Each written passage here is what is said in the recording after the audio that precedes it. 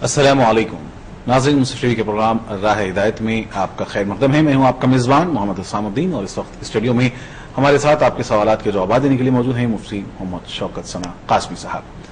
ناظرین، آپ کو بتا دیں کہ پروگرام راہ ہدایت دینی، مذہبی اور شرعی سوالات اور جوابات پر مبنی پروگرام ہے، جس میں آپ ہمیں اس وقت آپ کی ٹیلی ویژن اسکرین پر جو ٹیلی فون نمبرات دکھائے جا رہے ہیں اس پر براہ راست ہمیں کال کر سکتے ہیں۔ انشاءاللہ مفتی شوکت ثنا قاسمی صاحب آپ کے سوالات کے جوابات دیں گے۔ یاد رکھیے، جس وقت آپ ہم سے لائیو بات کریں اس وقت اپنے ٹیلی ویژن کے آپ والیوم کی آواز دھیمی کر دیں اور فون پر ہم سے بات کریں، تاکہ آپ کی آواز بہتر اور صحیح طریقے سے ہم تک سنائی دے سکے اور ہم اس کا صحیح طریقے سے جواب دے سکیں، ورنہ وقت کا ضیاع ہوتا رہے گا۔ اکثر ہمارے ناظرین جس وقت ہم سے گفتگو کرتے ہیں، ہوتا یہ ہے کہ وہ ٹیلی ویژن کی آواز کم نہیں کرتے، اس لیے ان کی آواز ہم تک صحیح طریقے سے سنائی نہیں دیتی۔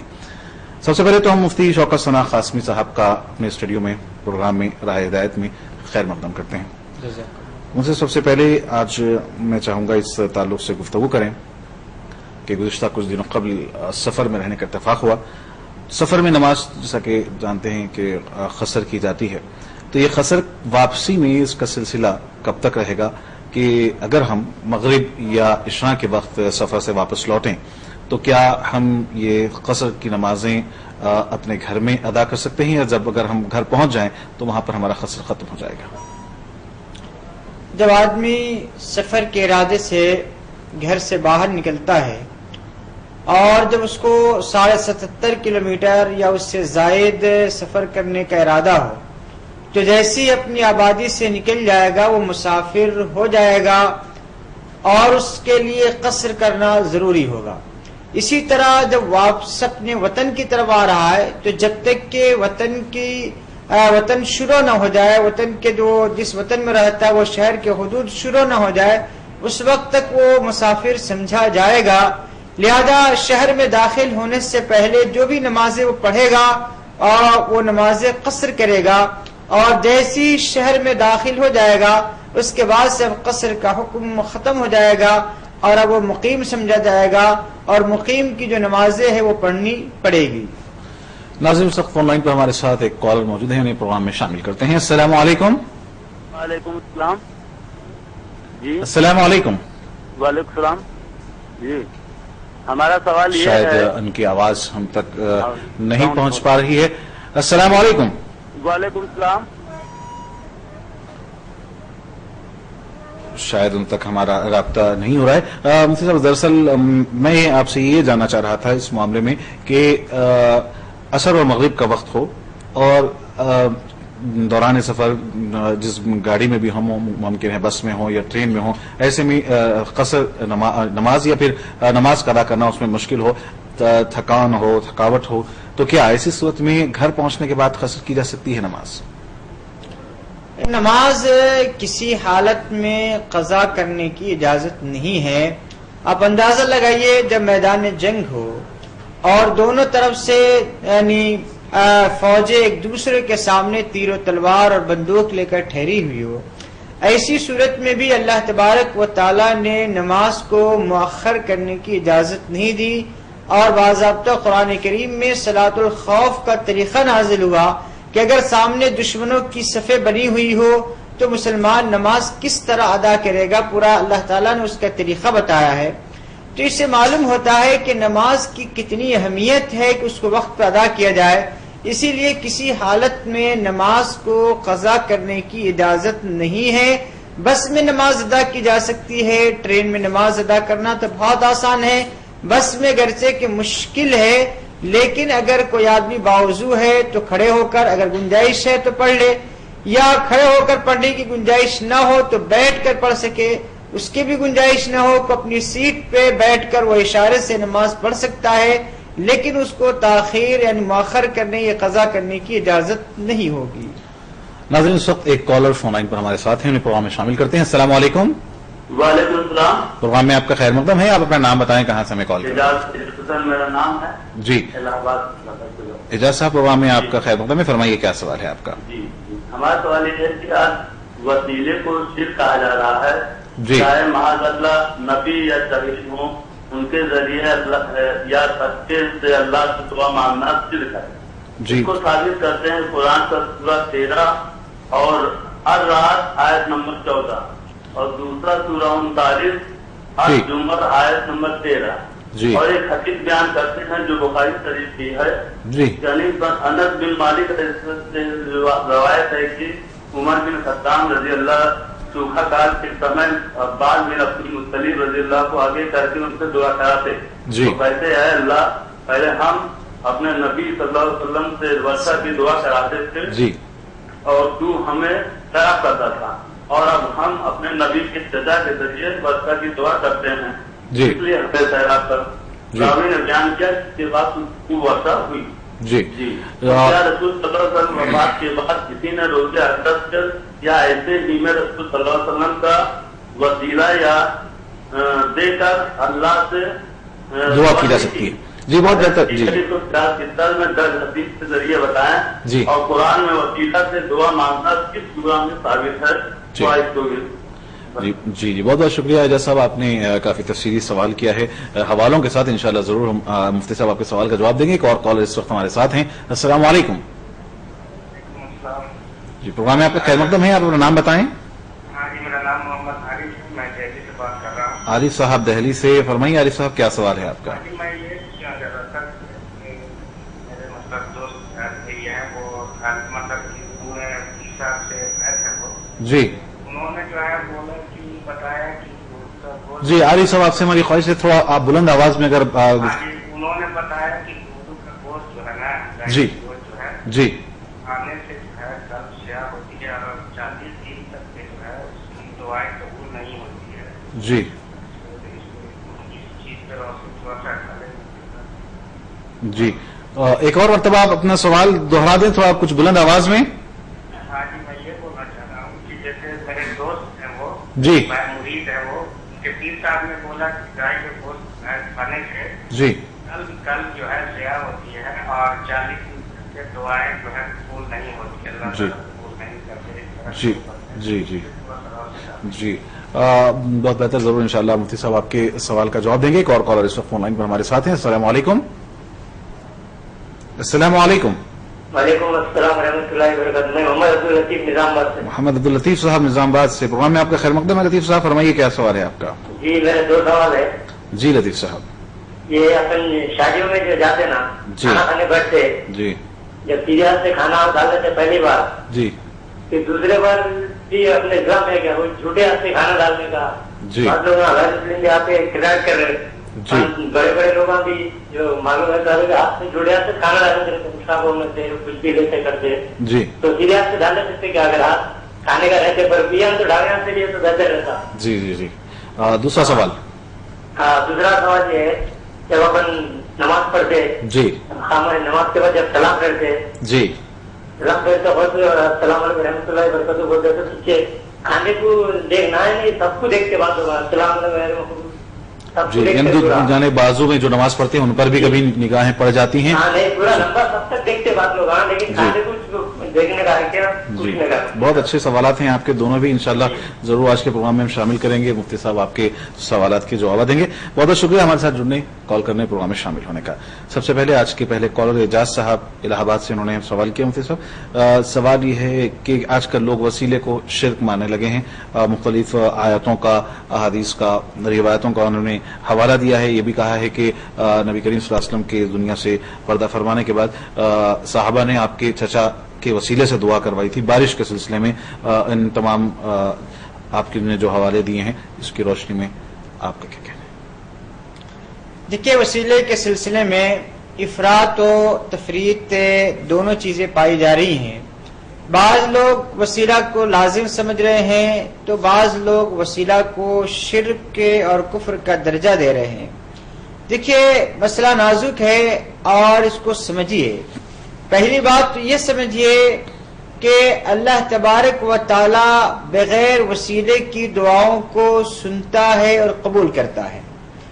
دوسری بات یہ ہے کہ اگر وسیلے سے دعا کی جائے تو اللہ کے اوپر اس دعا کو قبول کرنا کوئی لازم و ضروری نہیں ہے.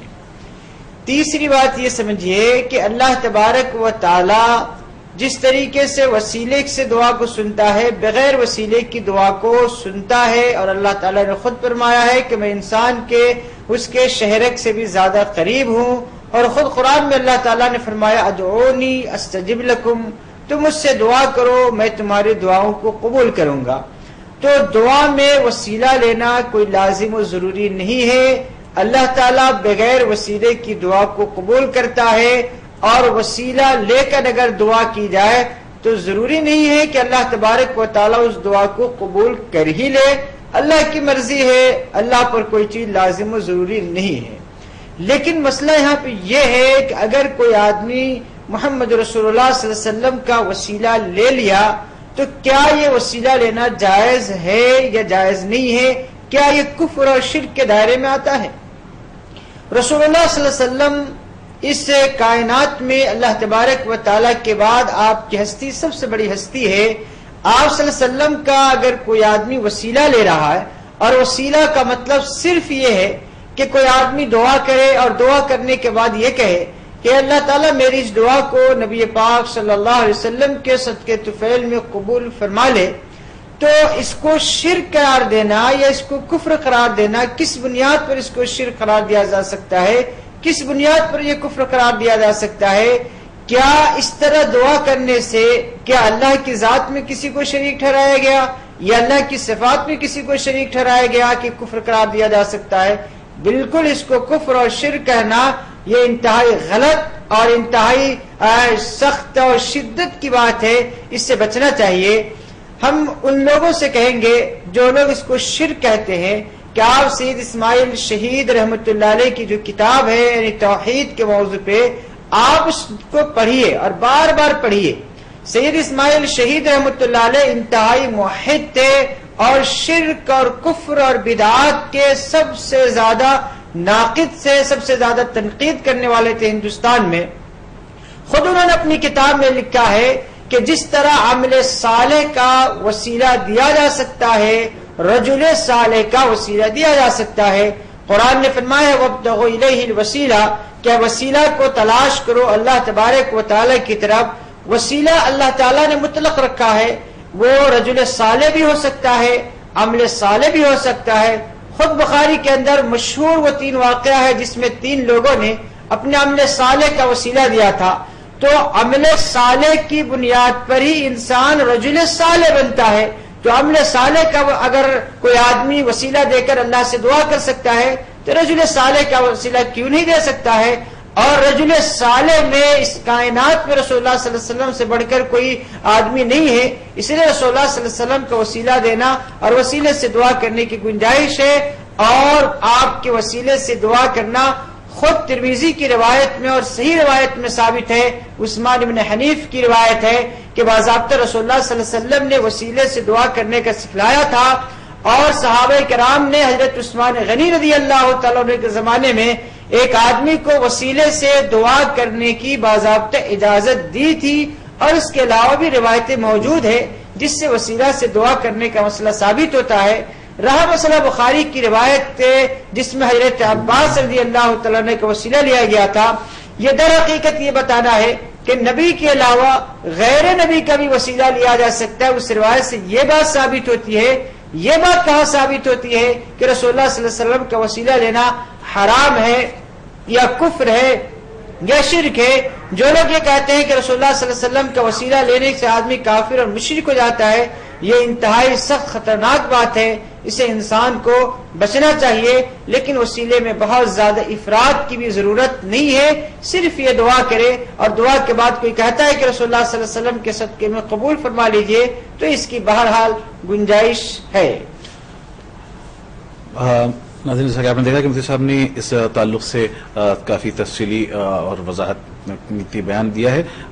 دوسرا سوال عارف صاحب نے دہلی سے ہمیں کیا ہے مفتی صاحب، وہ جاننا چاہتے ہیں کہ ان کے کسی دوست کے پیر نے ان کے دوست سے یہ کہا ہے کہ شاید ان کا کہنے کا مطلب یہ تھا کہ بڑے جانور کا جو گوشت استعمال کیا جاتا ہے اس کے استعمال کرنے سے قلب سیاہ ہو جاتا ہے اور دعائیں قبول نہیں ہوتی ہیں، تو اس تعلق سے آپ کی وضاحت مطلوب ہے۔ دیکھیے، جس کو اللہ تعالیٰ نے حلال قرار دیا ہے وہ حلال ہے، جس کو حرام قرار دیا ہے اس کو حرام ہے۔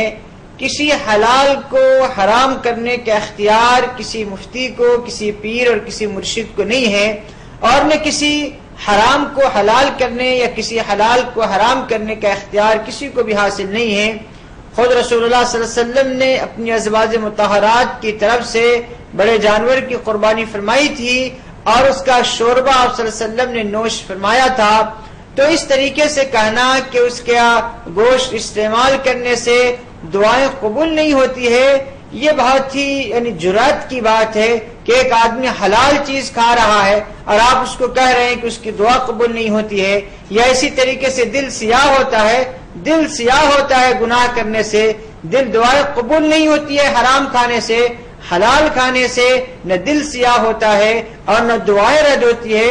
اس لیے انسان حلال کھانے کی کوشش کرے، حرام کاموں سے بچنے کی کوشش کرے، گناہ کے کاموں سے بچنے کی کوشش کرے، اور ایسے لوگوں سے اپنے آپ کو بچائے جو کسی کی غلط رہنمائی کرتے ہیں۔ اس لیے کہ مرشد اور پیر کا کام یہ ہوتا ہے کہ اپنے مرید کو اللہ تبارک و تعالی تک پہنچنے کا راستہ بتائے اور اس کو سنت اور شریعت کا تابع اور فرمانبردار بنائے، نہ کہ اس طرح سے ایسی بات کہے جس سے لوگوں میں ایک طرح کی نفرت پیدا ہو جائے۔ ناظرین اس وقت ایک کالر ہمارے ساتھ فون لائن پر ہیں، پروگرام میں انہیں شامل کرتے ہیں۔ السلام علیکم۔ وعلیکم السلام ورحمۃ اللہ وبرکاتہ۔ پروگرام میں آپ کا خیر مقدم ہے، فرمائیے اپنا نام بتائیں، کہاں سے ہمیں کال کر رہے ہیں؟ راجستھان سے بول رہا ہوں۔ جی آپ محمد نام ہے جی، فرمائیے کیا سوال ہے آپ کا؟ میں یہ معلوم کر رہا تھا کہ کچھ لوگ یہ کہتے ہیں کہ لڑکی کی شادی کا کھانا کھانا غلط ہے۔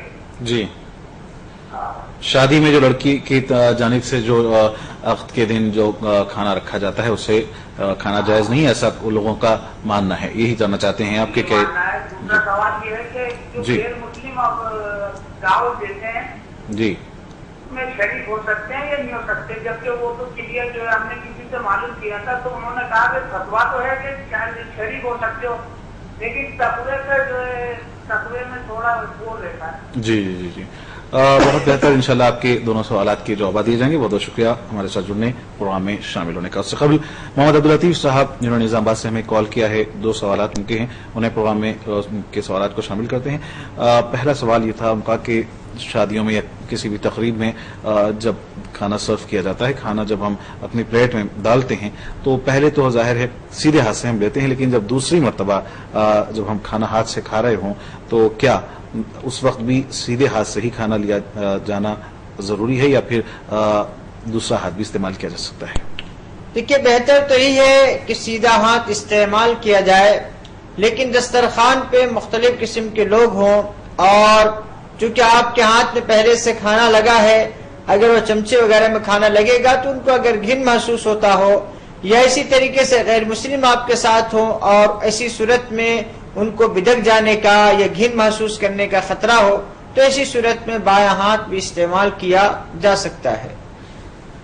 مفتی عبداللطیف صاحب کا دوسرا سوال یہ تھا کہ جب ہم نماز پڑھتے ہیں، جماعت کے ساتھ جو نماز پڑھ رہے ہوں اس کی طرف ان کا سوال ہے کہ ہم جس وقت نماز پڑھ رہے ہوں اور قاعدے میں جب ہم سلام پھیر رہے ہوں تو ہماری نگاہیں اپنے کاندھوں اپنے مونڈھوں کی جانب ہوں یا پھر ہم جو دیگر مصلیان ہوتے ہیں ان کو بھی دیکھ سکتے ہیں؟ سلام پھیرتے وقت مصلیوں کی تعداد کو نہ دیکھا جائے کہ کتنے سارے لوگ نماز پڑھنے کے لیے آئے ہیں، بلکہ سلام پھیرتے وقت انسان کی نگاہ اپنے کاندھے پر ہو، دائیں کاندھے پر اور بائیں کاندھے پر، یعنی ایسا نہ ہو کہ سلام پھیرتے وقت وہ سب کا آخری کنارہ دیکھے اور جب ادھر سلام پھیرے تو سب کا آخری کنارہ دیکھے۔ یہ مسنون عمل نہیں ہے، یہ سنت کے خلاف ہے، اسی لیے اس سے ہمیں اور آپ کو بچنا چاہیے اور نماز میں سلام تکبیر تحریمہ سے لے کر سلام پھیرنے تک انتہائی خشوع اور خضوع کے ساتھ سنت کے مطابق نماز پڑھنی چاہیے، اور سلام میں سنت یہ ہے کہ کاندھے پر نگاہ رکھی جائے نہ کہ سب کے آخری کنارے پر۔ ناظرین سب ایک کالر فون لائن پر ہمارے ساتھ ہیں۔ السلام علیکم۔ السلام علیکم۔ وعلیکم السلام، پروگرام میں آپ کا خیر مقدم ہے، آپ اپنا نام بتائیں، کہاں سے ہمیں کال؟ جی محمد مرتضیٰ نئی دہلی سے بول رہا ہوں۔ مرتضیٰ صاحب نئی دہلی سے، فرمائیے کیا سوال ہے آپ کا؟ جی میرے دو سوال تھے۔ جی، ایک تو جیسے دن میں زوال کا وقت ہوتا ہے کہ رات میں بھی ہوتا ہے کہ زوال کا وقت، جی، اور دوسرا سوال یہ ہے کہ ماں اور بیٹے کیا ساتھ میں نماز پڑھ سکتے ہیں، برابر برابر کھڑے ہوتے ہیں؟ جی ماں اور بیٹے، جی ہاں جی. دو سوالات آپ کے انشاءاللہ ضرور پروگرام میں ہم شامل کریں گے. مفتی صاحب آپ کے سوال کا جواب دیں گے. ایک اور کالر اس وقت ہمارے ساتھ فون لائن پر ہیں. السلام علیکم. ہلو السلام علیکم. وعلیکم السلام. پروگرام میں آپ کا استقبال ہے. آپ اپنا نام بتائیں, کہاں سے ہمیں کال کر رہے ہیں؟ جی میں دلی سے مشتاق احمد بول رہا ہوں. جی مشتاق صاحب, پروگرام میں آپ کا خیر مقدم ہے. فرمائیے کیا سوال ہے آپ کا؟ جی میرا دو سوال ہے. جی ایک تو جو ہے ہمارے یہاں کچھ لوگ جو ہے اپنے آپ کو سید سمجھتے ہیں, سید بولتے ہیں. جی وہ اپنے آپ کو سب سے بڑا, یعنی مسلم میں سب سے زیادہ اپنے آپ کو جی جی جی جی تو جو میں ہجرا پڑھ رہا تھا حضور صلی اللہ علیہ وسلم کا, اس میں تو کوئی بھی ہجرا ان کا جو ہے سید سے نہیں ہے. جی تو یہ کہاں تک درست ہے؟ جی اور دوسرا سوال یہ ہے کہ اگر جی لیڈیز جو ہے پریگنینٹ ہو, جی اس دوران ان کو کلام پاک کی کون سی سورت پڑھنا چاہیے؟ جی بہت بہتر. انشاءاللہ آپ کے دونوں سوالات پروگرام میں ہم شامل کریں گے. انشاءاللہ مفتی صاحب آپ کے سوالات کے جوابات دیں گے. مجھ سے قبل راجستھان سے محمد صاحب نے ہمیں سوال کیا تھا. پہلا سوال ان کا یہ تھا کہ اکثر لوگ یہ سمجھتے ہیں کہ عام طور پر ہندوستان میں رواج ہے کہ شادی جس دن ہو, عقد ہو جس دن ہو, نکاح جس دن ہو, اس دن لڑکی والوں کی جانب سے دعوت کا اہتمام کیا جاتا ہے, کھانا دیا جاتا ہے. تو کیا اس کھانے کو استعمال کیا جا سکتا ہے, اس تقریب میں شرکت کی جا سکتی ہے؟ دیکھیے ہندوستان کے معاشرے میں جو لڑکی والوں کی طرف سے کھانے کا انتظام کیا جاتا ہے اس کی کئی شکلیں ہوتی ہے. پہلی شکل تو یہ ہے کہ لڑکے والوں کی طرف سے باضابطہ مطالبہ ہو کہ ہمارے اتنے سارے لوگوں کو آپ کھانا دیجیے, اور مینو بھی اس کی طرف سے متعین کیا جائے, یعنی باضابطہ لڑکی والوں پر جبر کیا جائے, دباؤ ڈالا جائے کہ تم کھلاؤ. تو ظاہر سی بات ہے ایسی صورت میں لڑکی والوں کے پاس کھانا, نے فرمایا لا یحل مال امرئ مسلم الا بطیب نفسی, کہ کسی مسلمان کا مال حلال نہیں ہوتا ہے مگر اس کی خوش دلی کے ساتھ. ظاہر سی بات اس پہ جبر اور دباؤ ڈالا گیا ہے, اس لیے وہ کھانا کھلا رہا ہے. تو ایسی صورت میں اس کے دسترخوان پہ کھانے کی اجازت نہیں ہوگی. دوسری شکل یہ ہے کہ لڑکی والے پر دباؤ تو نہیں ڈالا گیا, لیکن وہ مجبوراً شرما شرمی میں آ کر, یعنی اپنی حیثیت سے زیادہ سودی قرض لے کر اور اس طریقے سے وہ انتظام کر رہا ہے. تو ایسی صورت میں بھی جب آدمی کو معلوم ہو جائے کہ سودی قرض لے کر انتظام کر رہا ہے تو اس کا کھانا نہیں کھانا چاہیے.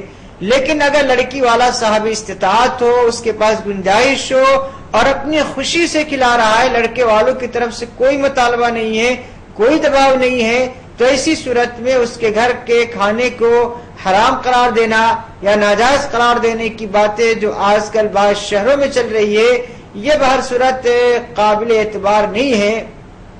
خود طبرانی ایک حدیث کی کتاب ہے, اس میں رسول اللہ صلی اللہ علیہ وسلم کے بارے منقول ہے کہ رسول اللہ صلی اللہ علیہ وسلم نے حضرت فاطمہ رضی اللہ تعالیٰ عنہ کا نکاح سیدنا حضرت علی رضی اللہ تعالیٰ عنہ سے فرمایا تھا, تو کچھ خاص لوگوں کے کھانے کا انتظام بھی فرمایا تھا. اس سے بظاہر یہ معلوم ہوتا ہے کہ لڑکی والے بھی اپنی حیثیت اور اپنی گنجائش کے لحاظ سے اگر بلا کسی مطالبے کے کھانا رکھنا چاہتے ہیں تو اس کی بہت صورت گنجائش ہوگی. سب یہ آج کل کچھ شہروں میں یہ اس طرح بھی رواج نکل پڑا ہے کہ شادی کے دن ہی ولیمے کا بھی کھانا کھلایا جا رہا ہے. تو کیا ایسا کرنا درست ہے کہ جس دن شادی ہو اس دن لوگ کفایت شاری میں کچھ زیادہ بھی آگے بڑھ رہے ہیں, تو کیا شادی کے دن, نکاح کے دن بھی دولہے کی جانب سے ولیمہ کیا جا سکتا ہے؟ دیکھیے اصل میں ولیمہ کا مقصد کیا ہے؟ ولیمہ کا مقصد یہ ہوتا ہے کہ جائز طریقے پر لڑکے اور لڑکی کا اجتماع ہو چکا ہے, دونوں کی ملاقات ہو چکی ہے, یہ در حقیقت اظہار ہوتا ہے ولیمے کے ذریعے سے. تو ظاہر سی بات ہے یعنی ولیمہ کو بھی ٹیکنالوجی کے دور میں ٹیکنالوجی بنا دیا جائے, یہ قطعاً مناسب نہیں ہے کہ ادھر شادی یعنی ظہر میں شادی ہو جائے اور مغرب کے بعد ولیمہ کر لیا جائے. یہ بہر صورت اس طریقے کا عمل ثابت نہیں ہے قرآن و سنت سے, اور نہ صحابہ کرام میں ایسا کوئی معمول تھا کہ کفایت شعری میں ظاہر سی بات ہے صحابہ کا بہت بڑا درجہ ہے, یعنی صحابہ اتنی سادگی سے شادی کرتے تھے کہ رسول اللہ صلی اللہ علیہ وسلم کو بھی معلوم نہیں ہوتا تھا. بسا اوقات تو کبھی کبھی آپ کو پوچھنا پڑتا تھا کہ کیا تمہاری شادی ہو گئی ہے. تو سادگی کا یہ علم تھا، لیکن اس کے باوجود ان لوگوں کے پاس اتنی جلد بازی نہیں تھی کہ شادی کیے اور مغرب کے بعد فوری ولیمہ کر دیے، اسی لیے ولیمہ کا جو مقصد ہے وہ مقصد اس سے حاصل نہیں ہوگا۔ اسی لیے یہ جو طریقہ چل پڑا ہے، ظاہر سی بات ہے محض اس کو ایک رسم اور رواج کی حیثیت ہوگی۔ یہ سنت طریقے کا جو ولیمہ ہے، میں یہ سمجھتا ہوں کہ وہ سنت طریقے کا ولیمہ، اس سے سنیت ولیمہ کی سنیت ادا نہیں ہوگی، لہذا بہتر یہی ہے کہ ایک رات کی اجتماع کے بعد دوسرے دن ولیمہ کیا جائے، تاکہ مکمل طور سے جو میاں بیوی کے حلال طریقے سے یکجائی کا جو اعلان ہے وہ اعلان ہو جائے، تو یہ زیادہ بہتر ہوگا۔ ناظرین، پروگرام راہ ہدایت میں وقت تو چلا ہے وقفے کا، تو جائیے گا نہیں، کچھ ہی دور میں لوٹیں گے واپس دوبارہ۔ پروگرام جاری رہے گا راہ ہدایت وقفے کے بعد۔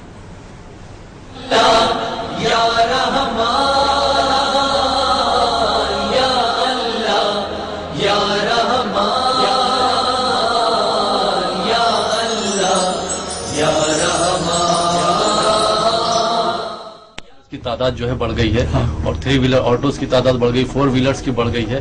روڈ تو ہمارے پاس اتنے ہی ہیں، ٹریفک زیادہ بڑھتا چلا جا رہا ہے، جبکہ مینجمنٹ جو ہے وہ نہیں سدھر پایا۔ ٹریفک پولیس جو ہے نا، جس وقت تک کہ وہ ٹریفک کی طرف کانسنٹریٹ کرے گی، کوآرڈینیشن رہے گا۔ جو سینئر کانسٹیبلز ہیں، جن کو معلومات زیادہ ہیں ٹریفک کے، سینئرز ہیں، ان کو پروموشن دے کے سب انسپیکٹرز یا انسپیکٹرز بنائیں۔ میں تو یہ کہوں گا ایسے انسپیکٹر سب انسپیکٹرز اب بھی موجود ہیں جو ریٹائرڈ ہیں، آپ ان کی مدد بھی لے سکتے ہیں۔ آج کل کے جو نوجوان ہیں یا اور جو بزرگ لوگ ہیں، ان کو ذرا سی بات پر غصہ آ جاتا، تو وہ غصے کی جو وجوہات ہیں وہ کیا ہوتی ہیں؟ حالات کی وجہ سے آج کل 2 چیزیں بڑی اہم ہو گئی ہیں۔ ایک تو ماحول کے حالات ناسازگار ہوں، مسلسل ناسازگار رہتے ہیں، جی اور دوسری چیز آپ کی انفرادی قابلیت۔ یہ مسائل جتنے مسلم طلبہ سے جڑے ہوئے ہیں اتنے ہی یہ مسائل غیر مسلم طلبہ سے جڑے ہوئے ہیں۔ تو جب ہم مسائل کو حل کرنے کے لیے میدان میں جاتے ہیں، کالجز میں ملاقاتیں ہماری ہوتی ہیں، تو وہاں پر اس طرح کا کوئی امتیاز نہیں ہوتا۔ پروگرام خاص ملاقات دیکھیے ہر اتوار سپہر 4:30 بجے صرف منصف ٹی وی پر۔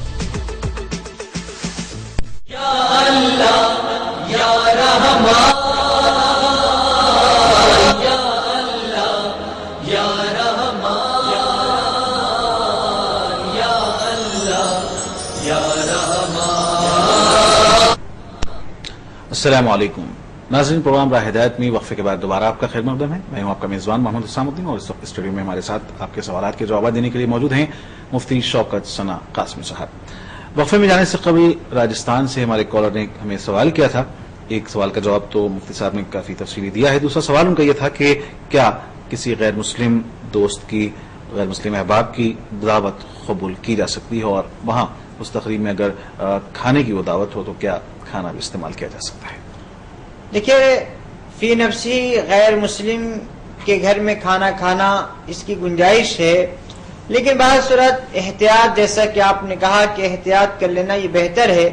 لیکن کہیں پہ رشتہ دار میں، کہیں پہ مثلا دوست ہو یا اسی طرح کے پڑوسی ہو، آپ کے نہ جانے کی بنیاد پر اس کو تکلیف ہو سکتی ہو، یا کس طریقے سے معاملات کے خراب ہو جانے کا اندیشہ ہو، تو ایسی صورت میں اس کی دعوت کو قبول کر لینا، اور اگر حلال اشیاء اور حلال چیزیں ہوں کھانے کے لیے، پھر کھانے میں شرکت کر لینا بھی جائز ہے۔ معمول نہ بنایا جائے کہ بس غیر مسلموں کے ساتھ ہی رہا جائے، غیر مسلموں کے ساتھ ہی کھایا جائے، یہ مناسب نہیں ہے۔ ورنہ غیر مسلموں کی دعوت کو قبول کرنا، ان کی شادی بیاہ میں شرکت کرنا، ان کے خوشی اور غم میں شرکت کرنا، اسلام اس کی اجازت دیتا ہے۔ اسلام ایک رواداری کا مذہب ہے۔ اسلام اپنے برادران وطن کے ساتھ رواداری کرنے کا، حسن سلوک کرنے کا، محبت کرنے کا، ان کی مدد کرنے کا، تعاون کرنے کا پوری اجازت دیتا ہے۔ اسی لیے آپ کے غیر مسلم پڑوسی ہوں یا دوست و احباب ہوں تو ان کے غم اور خوشی میں شریک ہو سکتے ہیں، ان کا تعاون کر سکتے ہیں، یہ کوئی ناجائز و حرام چیز نہیں ہے۔ خود رسول اللہ صلی اللہ علیہ وسلم نے غیر مسلموں کے ساتھ بڑا تعاون کیا ہے۔ آپ مشرکین مکہ کو جب قحط پڑا تھا تو آپ نے چندہ کر کے ان کے لیے اخراجات اور بہت ساری رقم بھیجائی تھی، اور خود آپ صلی اللہ علیہ وسلم نے غیر مسلموں کے کھانے پر آپ نے کھانا کھایا، دسترخوان پہ کھانا بھی کھایا ہے۔ لہذا جیسی صورتحال ہو حالات کے لحاظ سے انسان یعنی وہ دیکھ لے اور اس کے لحاظ سے وہ کام کر سکتا ہے، اس میں کوئی بہت بڑی شدت اور پابندی نہیں ہے۔ مفتی صاحب محمد مرتضی صاحب نے نئی دہلی سے ہمیں کال کیا ہے، ان کا سوال یہ ہے کہ کیا جس طریقے سے دن میں زوال کا وقت شروع ہوتا ہے تو کیا رات میں بھی زوال کا وقت ہوتا ہے؟ ہم آپ سے جاننا چاہیں گے کہ دراصل زوال کہتے کسے ہیں اور کن اوقات میں زوال کے وقت یا پھر اس کے بعد نماز کے بھی ممنوع اوقات ہیں؟ دیکھیے زوال ایک ہی مرتبہ ہوتا ہے اور وہ صرف دن میں ہوتا ہے، اور ہر علاقے کے مطلع کے لحاظ سے سورج کے نکلنے اور ڈوبنے کے لحاظ سے الگ الگ ہوتا ہے۔ اصل میں سورج بالکل آسمان کے بالکل سینٹر میں آتا ہے تو زوال ہوتا ہے، اور اس کے بعد سورج پھر ڈھلنا شروع ہو جاتا ہے۔ یعنی ایک تو یہ ہے کہ سورج جب نکلتا ہے تو وہ چڑھتے ہوئے آتا ہے، جب بالکل درمیان میں آتا ہے تو زوال کا وقت شروع ہوتا ہے، اور پھر وہ سورج ڈھلنا شروع ہو جاتا ہے یہاں تک کہ غروب ہو جاتا ہے۔ تو غروب کے بعد یعنی رات میں کوئی زوال کا وقت نہیں ہوتا ہے، زوال کا وقت ایک ہی مرتبہ ہوتا ہے اور وہ دن میں ہوتا ہے۔ دوسرا سوال محمد مرتضی صاحب کا نئی دہلی سے انہوں نے سوال کیا ہے، یہ ہے کہ کیا ایک گھر میں ماں اور بیٹے نماز ایک ساتھ ایک صف میں ٹھہر کر پڑھ سکتے ہیں؟ جس میں کوئی حرج نہیں، دونوں کی نماز الگ الگ ہوگی۔ ظاہر سی بات ہے امام اور مقتدی کا مسئلہ نہیں، ماں الگ اپنی نماز پڑھ رہی ہے، بیٹا اپنا الگ نماز پڑھ رہا ہے اور الگ الگ تحریمیں سے پڑھ رہے ہیں، تو ایسے کوئی حرج نہیں ہے، پڑھ سکتے ہیں۔ ایک اور سوال میں اس میں شامل کرنا چاہوں گا کہ کیا اگر کسی وجہ سے گھر کے مرد حضرات مسجد نہ پہنچ سکے ہوں کوئی مسئلے کے تحت، تو کیا ایسے میں وہ خواتین کے ساتھ گھر میں جماعت بنا کر نماز پڑھ سکتے ہیں؟ جب جماعت بنائی جائے گی تو پھر اس کی ترتیب ہوگی کہ مرد آگے ہوں گے اور عورتیں پیچھے ہوں گی، یعنی پھر ایک ساتھ ٹھہرنے کی اجازت نہیں ہوگی۔ نئی دہلی سے مشتاق صاحب نے ہمیں سوال کیا ہے، دو سوالات ان کے ہیں۔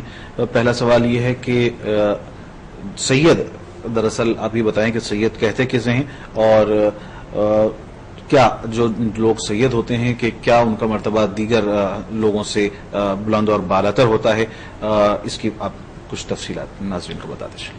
دیکھیے سید در حقیقت یہ حضرت فاطمہ رضی اللہ تعالیٰ عنہ کے بطن سے جو حضرت حسن ہیں، حضرت حسین ہیں، ان کی جو اولاد ہے ان کی اولاد کو سید کہتے ہیں۔ اگر واقعی کسی کا سلسلے نسب محفوظ ہو اور وہ سلسلہ وہاں تک پہنچتا ہے تو نسب کے لحاظ سے یعنی اس وقت یعنی اس دنیا میں بہت بہتر نسب ہے۔ لیکن یاد رکھیے رسول اللہ صلی اللہ علیہ وسلم نے فرمایا کہ جس کا عمل آگے نہ پہنچا سکا اس کا نسب آگے نہیں پہنچا سکتا ہے۔ فاطمہ یہ مت سمجھنا کہ تو محمد رسول اللہ صلی اللہ علیہ وسلم کی بیٹی ہے، یاد رکھو تمہارے اعمال ہی قیامت کے دن تمہیں کام آئیں گے۔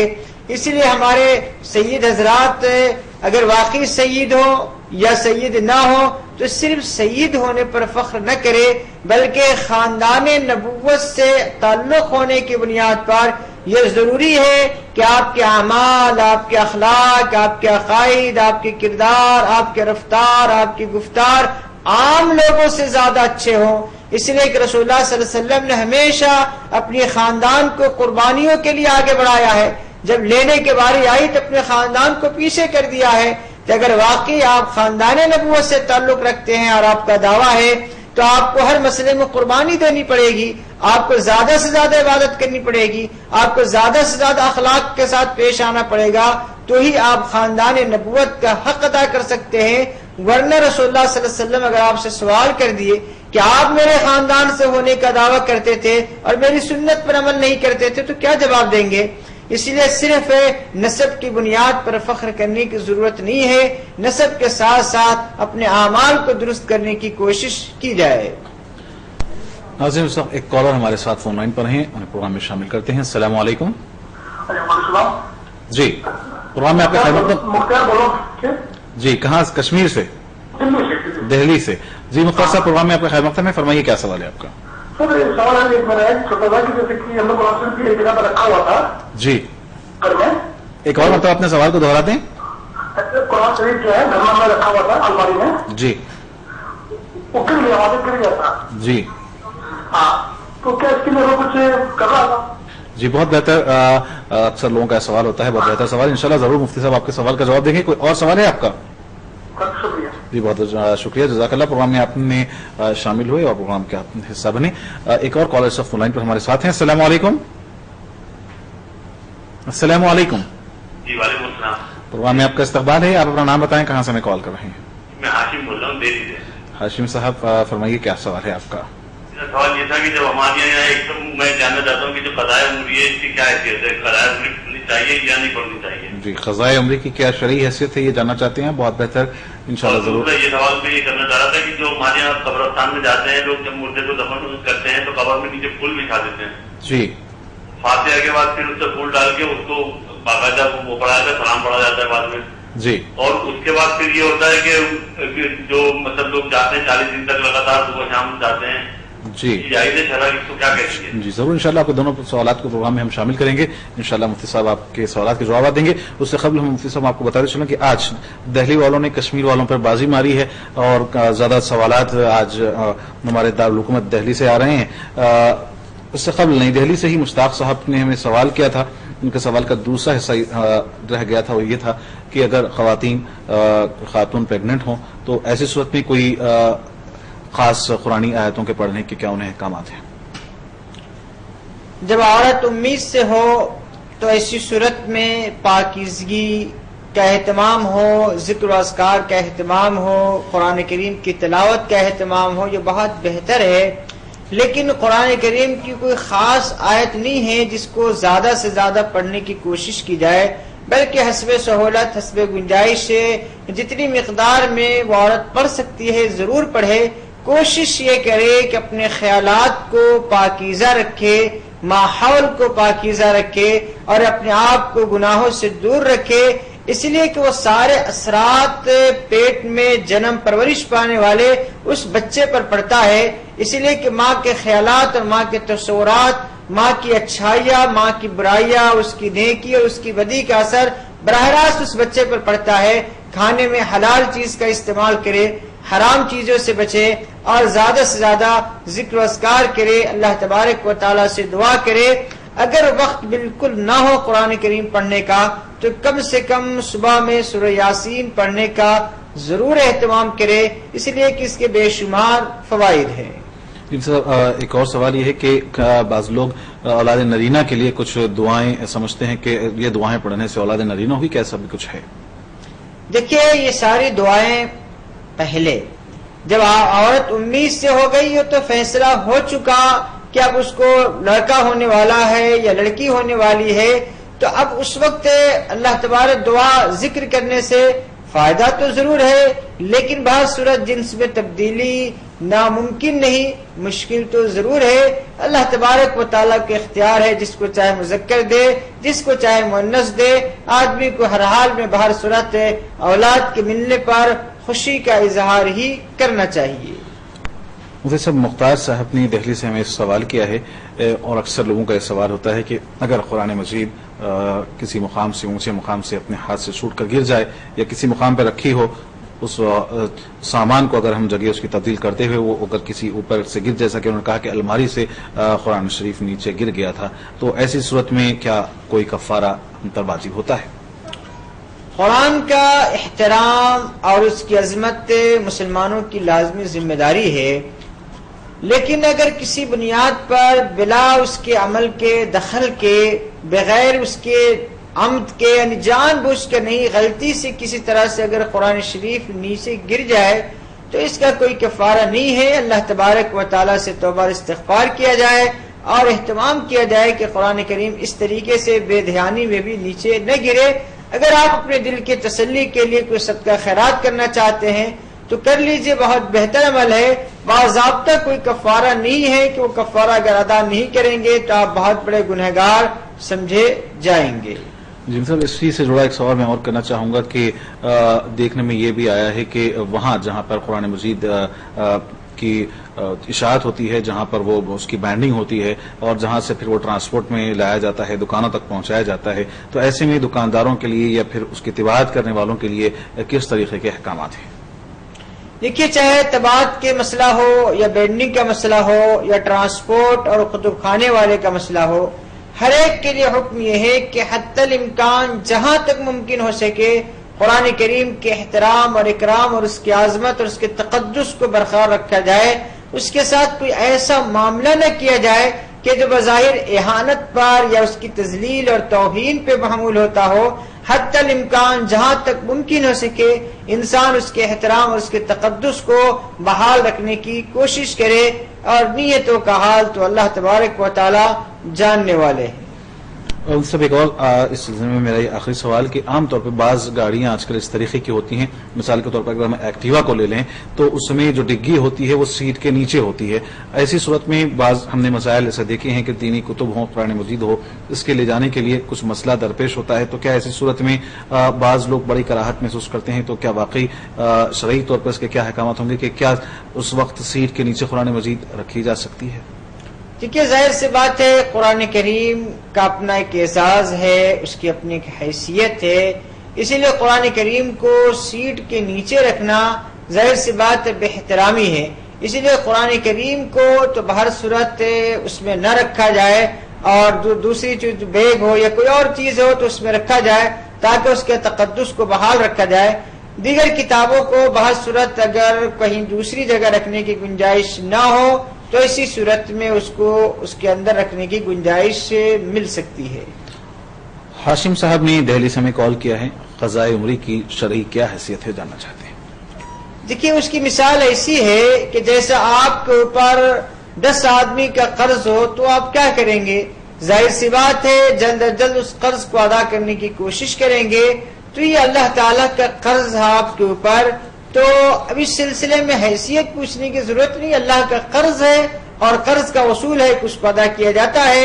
لہذا یہ قضاء نماز جو ہے اس کو حسب سہولت انسان ادا کرتے جائے اور اللہ تبارک و تعالیٰ سے توبہ اور استغفار کرتا جائے، لیکن بہر صورت یہ ان نمازوں کو قضا کرنا ضروری ہے. ناظرین ایک کالر اس وقت آن لائن پر ہمارے ساتھ ہیں. السلام علیکم. السلام علیکم. وعلیکم السلام. پروگرام میں آپ کا خیر مقدم ہے. آپ اپنا نام بتائیں، کہاں سے میں سید اسحاق نظام آباد سے بات کرتا ہوں. جی اپنا نام بتائیں. سید اسحاق نظام آباد. سید اسحاق صاحب، پروگرام میں آپ کا استقبال ہے، فرمائیے کیا سوال ہے آپ کا.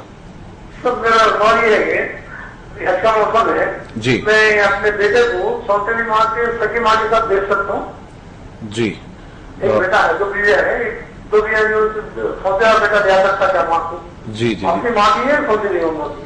جی بہت بہتر سوال آپ نے کیا. انشاءاللہ ضرور مفتی صاحب اس کے سوال کا جواب دیں گے. اور کالر ہمارے ساتھ آن لائن پر اس وقت ہیں، انہیں بھی پروگرام میں شامل کرتے ہیں. السلام علیکم.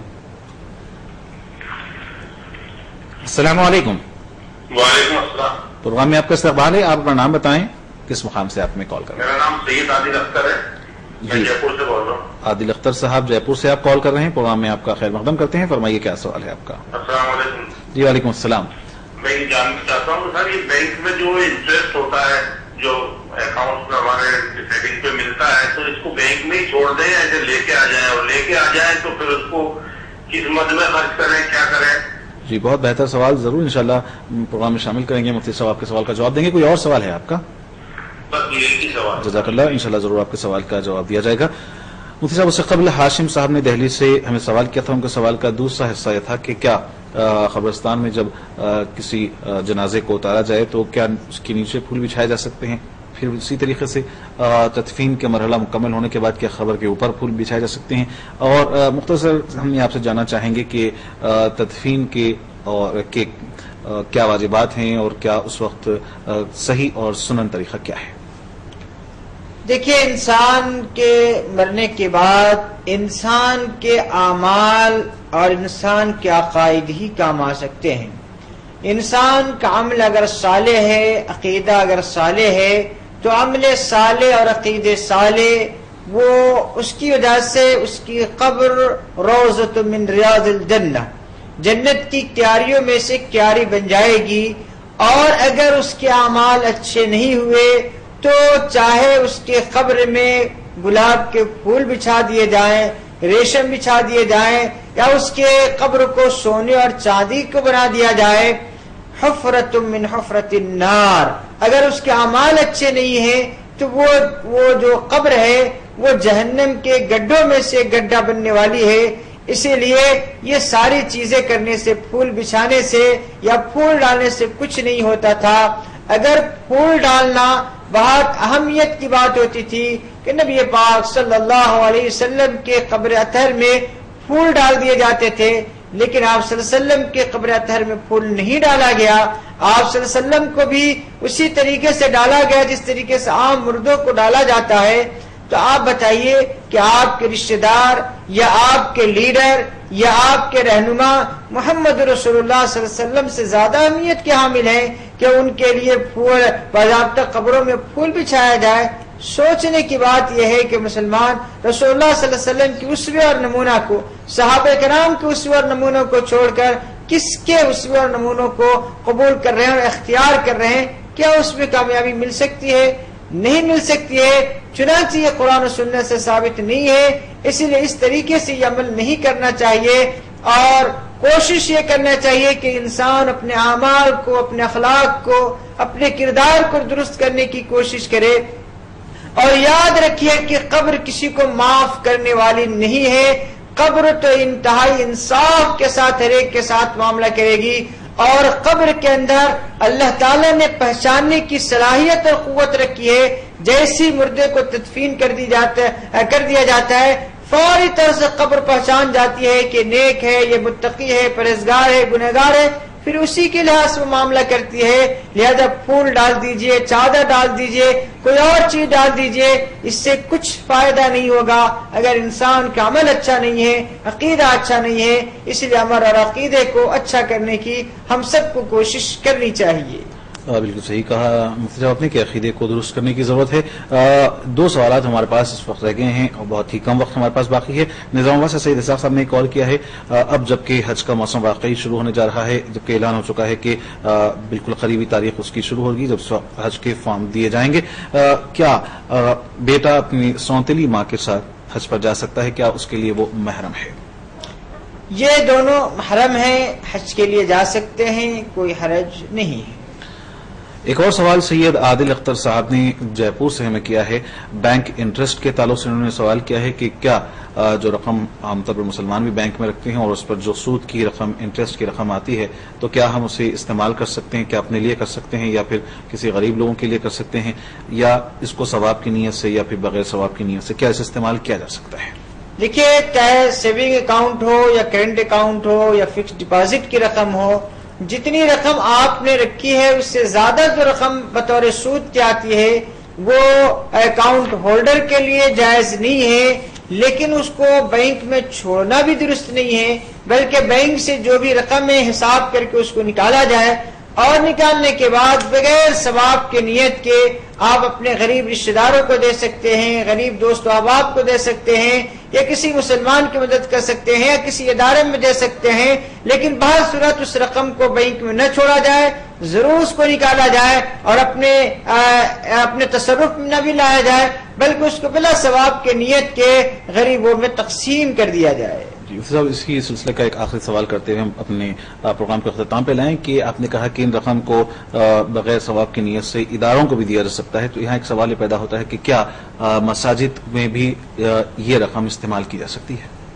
دیکھیے، اصل میں مسجد، ان المساجد للہ، مسجد تو اللہ کی ملکیت ہوتی ہے، مسجد کے اندر مالک بننے کی صلاحیت نہیں ہوتی ہے، اور ظاہر سی بات ہے مسجد غریب بھی نہیں ہوتی ہے، لیکن ادارے جو ہوتے ہیں اس میں چونکہ غربا اور مساکین بچے ہوتے ہیں، در حقیقت وہ رقم کسی مدرسے کو نہیں دی جاتی ہے، بلکہ مدرسے میں پڑھنے والے غربا اور مساکین بچوں کو دی جاتی ہے۔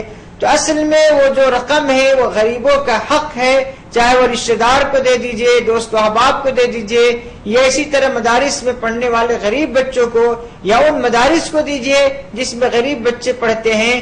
بہر صورت مسجد میں وہ رقم استعمال کرنا درست نہیں ہے۔ ناظرین، ایک کالر ہمارے ساتھ اس وقت فون لائن پر ہیں، انہیں پروگرام میں شامل کرتے ہیں۔ السلام علیکم۔ وعلیکم السلام۔ پروگرام میں آپ کا استقبال ہے، فرمائیے، اپنا نام بتائیں، کہاں سے؟ مولانا سے پوچھنا یہ تھا جی کہ یہ مہدی علیہ السلام اور حضرت عیسیٰ علیہ السلام کیا ایک ہی ہے؟ جی، دونوں میں کوئی فرق ہے؟ جی بہت بہتر، آپ اپنا نام بتائیں، کہاں سے ہمیں کال کر رہے ہیں؟ شمیم مظہر، بھوپال سے۔ शमीम साहब भोपाल से आप कॉल कर रहे हैं, जरूर इंशाल्लाह आपके सवाल का जवाब दिया जाएगा। बहुत बहुत शुक्रिया हमारे साथ जुड़ने, हमें कॉल करने का। मुफ्ती साहब आखिरी सवाल कि क्या मेहदी और हज़रत ईसा अलैहिस्सलाम की एक ही हैं या दोनों के जमाने में फर्क है, दोनों में फर्क है? देखिए, पहली बात तो मैं अपने नाजरीन से ये ख्वाहिश करूंगा कि आम तौर से मेहदी अलैहिस्सलाम जो बोलने का रिवाज हो गया, इससे बाद लोगों ने यह समझ लिया कि जो मेहदी होंगे वो भी नबी होंगे। हालांकि ऐसा नहीं है। मेहदी अलैहि रिजवा एक उम्मत होंगे और इसी उम्मत मोहम्मदिया के अंदर पैदा होंगे, मदीना के रहने वाले होंगे, मक्का आएंगे और वहां पे लोग बैत करेंगे। तो मेहदी अलैहि रिजवा जो होंगे वो इस उम्मत के एक फर्द होंगे और इसी उम्मत मोहम्मदिया में एक समझ लीजिए कि एक निजात दहिंदा बनकर और एक फौजी कमांडर की हैसियत से, एक दाई की हैसियत से, एक मुसले की हैसियत से, एक निजात दहिंदा की हैसियत से यानी पैदा होंगे। और हजरत ईसा अलैहिस्सलाम तो वो नबी हैं और अल्लाह ताला ने उनको जिंदा आसमान पे उठा लिया है। आखिरी वक्त में जब हजरत मेहदी अलैहि रिजवा के जंग चल रही होगी यहूद और नसारा से, जब दज्जाल आएगा यानी यहूदियों की मदद के लिए, उस वक्त हज़रत ईसा अलैहिस्सलाम आएंगे और उनका सबसे बड़ा कारनामा होगा वो दज्जाल का कत्ल होगा कि हज़रत ईसा अलैहिस्सलाम दज्जाल का कत्ल करेंगे। मेहदी अलैहि रिज़वा उसके बाद हज़रत ईसा अलैहिस्सलाम के ताबे और फरमाबरदार होंगे। तो दोनों दो शख्सियत है, एक नबी है और एक मोहम्मद रसूलुल्लाह सल्लल्लाहु अलैहि वसल्लम की उम्मती है, जो रसूलुल्लाह सल्लल्लाहु अलैहि वसल्लम के खानदान यानी आप ही के सिलसिले से यानी वो पैदा होंगे। तो दोनों दो शख्सियत है और मेहदी अलैहि रिज़वा ये नबी नहीं है बल्कि इस उम्मत के एक इंतहाई नेक, साले, मुत्तकी और परहेजगार शख्स होंगे। नाज़रीन, प्रोग्राम राह हिदायत का यहीं पर अख्ताम होता है, वक्त हमसे इजाजत चाहता है। हम आपके लिए मशकूर हैं कि आप हमारे प्रोग्राम का हिस्सा बनी और बेहतरीन आपने सवालात किए। और मुफ्ती शौकत सना कासमी साहब की भी हम मशकूर हैं कि वो आज हमारे प्रोग्राम में तशरीफ लाए और आपके सवालात के उन्होंने तशफ़ी बख्श कुरान हदीस की रोशनी में जवाब दिए। नाज़रीन, प्रोग्राम राह हिदायत का यहीं अख्ताम होता है। मुझे मोहम्मद सामुद्दीन को पूरी मुनसिफ टीम के साथ दें इजाजत और देखते रहें मुनसिफ टीवी।